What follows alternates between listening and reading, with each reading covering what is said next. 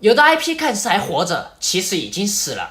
去年正值科乐美公司50周年，本来就不对这家公司抱有什么期望，没想到这家公司竟然把旗下几个经典老游戏 IP 拿出来鞭尸，这就是让玩家心情复杂的《恶魔城周年珍藏版》和《魂斗罗周年珍藏版》。没想到啊，科乐美年头了好几年的 IP 竟然还能在公司周年庆上发挥余热。就拿这个魂斗罗周年珍藏版来说，游戏就是简单的收录了经典的魂斗罗正序3部以及难度极高的铁血军团，而且就是这么一款打包卖情怀的游戏合集里面竟然还有水分，里面有一半的游戏其实是同名游戏的街机版和欧美版，这完全就是把凉透的 IP 从棺材里面掏出来再扶玩家一脸。不过我最在意的就是这款魂斗罗周年珍藏版里面竟然没有收录魂斗罗本片最后的辉煌魂斗罗4。不过这也并不意外，因为魂斗罗4至今也没有任何移植或复刻版本。为什么在魂斗罗血脉正统家族齐刷刷炸死科乐美公司50周年庆的时候，跟着苗红血脉纯正的小儿子魂斗罗4却自13年前一直缺席至今？这款游戏究竟蕴含着哪些意趣呢？今天我们就来一开眼界。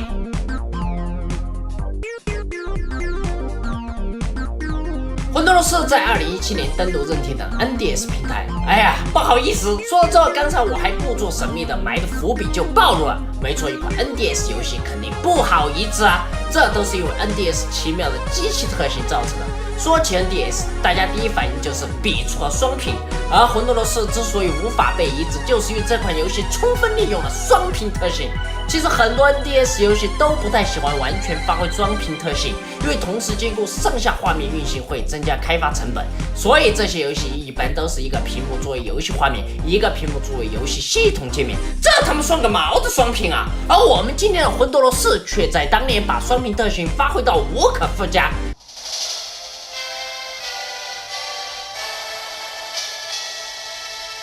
随着那声经典的 Lug Shot， 我们心中的斗魂再度燃烧。魂斗罗4故事发生在魂斗罗3 2年后，虽然外星战争已经结束，但是一个新的外星生物在某个群岛再度造成威胁。于是我们4位新老组合的爷们团再度乘坐直升机空降岛屿抵抗外星人。历史总是惊人的相似啊！这完全就是魂斗罗1代的再演。看来此作主打怀旧牌。当经典前奏再度响起，比尔大叔从 NDS 上屏落到下屏的时候，我就震撼了。用这样的方式展现降落的魄力，真的非常棒。而游戏场景和敌人完全就是初代的精美重置，既让人耳目一新，又让人回忆浮现。当然别忘了双屏的魅力，在一座高耸悬崖面前，比尔使用勾手装置又来到游戏屏幕上方，当脚下桥梁被炸毁，我们又落到了屏幕下方。而别忘了上屏幕敌人的子弹也是会落到下屏幕的，这给游戏娱乐性带来新鲜感和挑战性。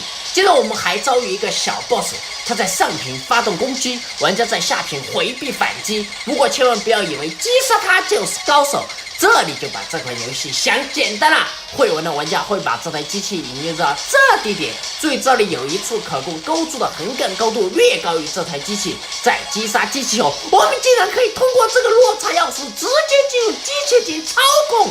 敌人在下屏幕左右横跳，玩家在上屏幕气割草，这他妈才叫发挥了机能。来到关底 BOSS 处，哈，熟悉的初代雕塔 BOSS， 连攻击方式都一模一样。不过别以为这样就结束了，这可是一款双屏游戏，雕塔竟然翻越了。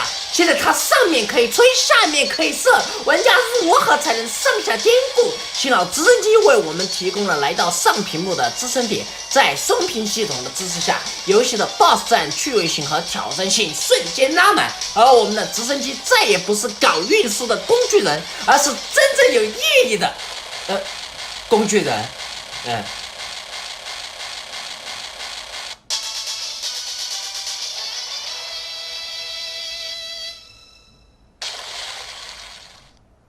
到了第二关，这一关设计更是一绝。上屏幕是迷宫，有异形会顺势落下，玩家一边要在下屏幕移动射击，还要阅读上屏幕迷宫中怪物的移动规律。这种玩法真的好有趣。你也许会觉得第二关是全新的场景，你就太简单了。不一会儿，当我们走出研究所的时候，突然一个场景切换，眼前绚丽壮阔的大瀑布配合经典的 BGM Remix，哇靠，原来是初代第3关的精美致敬啊！这关玩家从下至上进行攀爬，更显示出双屏性能的延展性。不过说到这里，很多玩家会说，游戏的弹药威力是不是太大了一些？这一发就逆天了。好问题，接下来我们进入下一环节。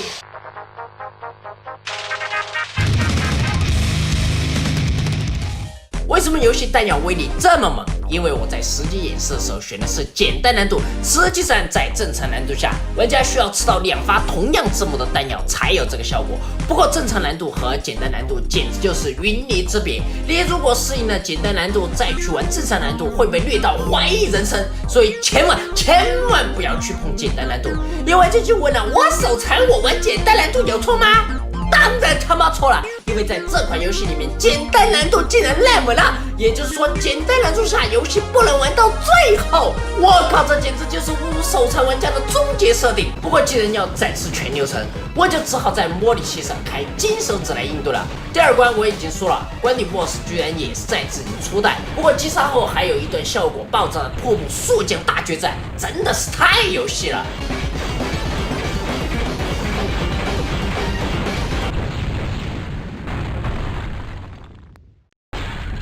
第3关竟然利用了 NDS 的3D 绘图能力，致敬了初代第2关，而这一关的下屏幕竟然又扮演了地图的作用，真是每个季度来一次海澜之家，每季都有大惊喜啊！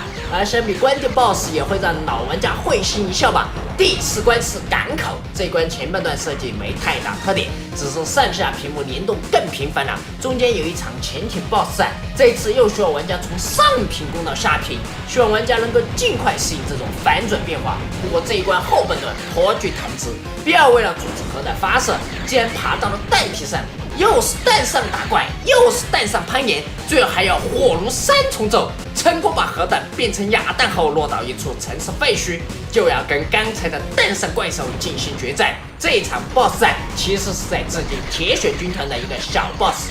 接着第5关继续致敬铁血军团，接开始玩实时的水上载具，玩家骑着水上电马儿和各种海轩真主奸诈，用上下屏幕的间隔作为海平面的想法还是很不错的。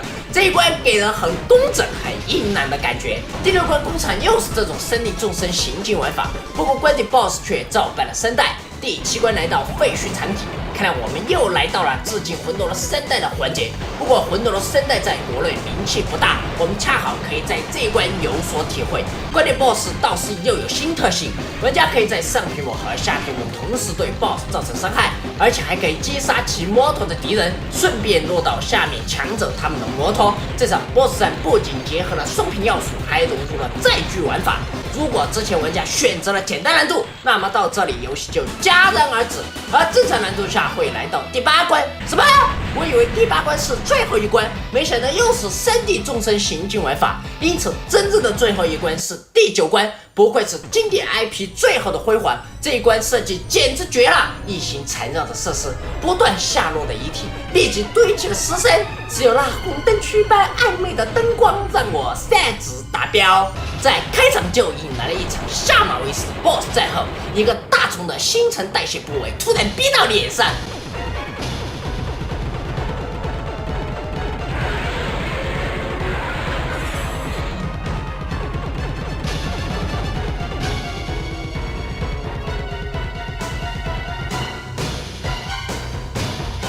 能忍，爆了他，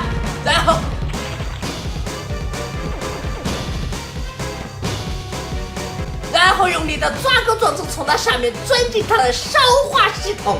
我尼玛，原来最后一关是在大虫的体内钻研啊！会玩，真他妈会玩！什么异形啊、爆脸虫啊，都是渣渣。关键是这里，我还素养了我，你说气不气人？最后的 BOSS 战怎么说呢？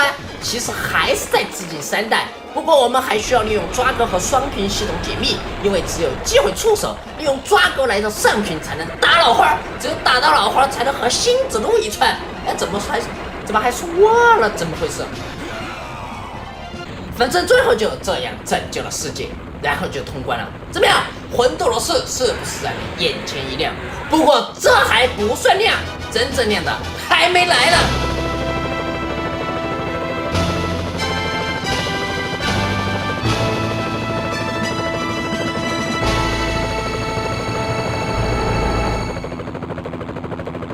通关魂斗罗4可不是全部，这款游戏居然在玩家通关后又制作了一个挑战模式，我靠，太良心了吧！40关挑战模式对于那些自信满满的玩家来说是一次打脸。这些关卡有的需要玩家一枪不开过关，有的需要玩家几乎每枪都要命中，有的需要玩家与时间赛跑，真的是手残勿扰。有人说了，我凭什么要自找没趣玩挑战关？我当时也是这么想的，这样挑战关奖励实在是太诱人。通过一定数量挑战关就能解锁隐藏要素，比如开启经典的魂斗罗初代和魂斗罗2代，并且支持双打，诱不诱人？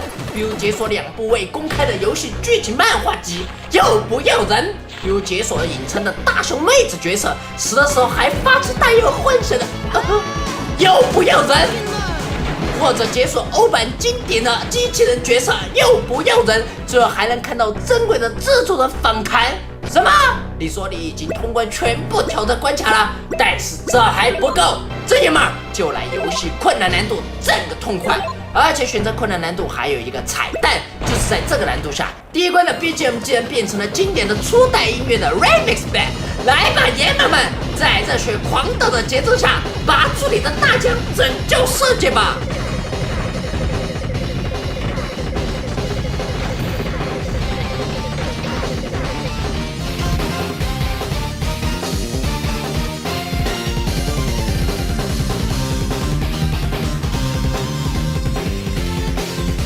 我靠！我还忘了一件重要的事，如果你在玩这款游戏的时候，别忘了尝试经典的卡拉美上上下下、左右的秘籍，告诉我有什么效果哦。